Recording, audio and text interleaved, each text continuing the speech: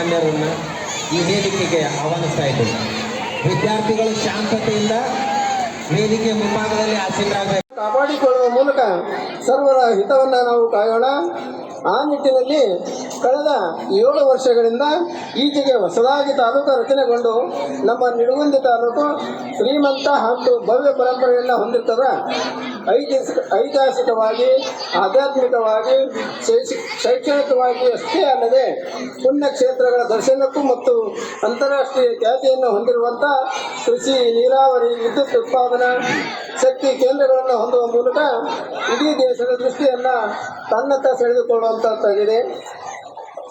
12ನೇ ಶತಮಾನದಲ್ಲಿ ಜಗತ್ತಿಗೆ ಸ್ವಾತಂತ್ರ್ಯ, ಸಮಾನತೆ, ಸೋದರತೆಯನ್ನು ಕೂಡಿದ ಸಮಾಜದ ನಿರ್ಮಾಣಕ್ಕೆ ಕ್ರಾಂತಿಯನ್ನು ಕರೆಕೊಟ್ಟು ಅದನ್ನು ಸಾಧ್ಯ ಮಾಡಿ ತೋರಿಸಿದ ಬಸವಾದಿ ಶಿವಶರಣರು ನಡೆದಾಡಿದ ಪುಣ್ಯಭೂಮಿ ಇದಾಗಿದೆ.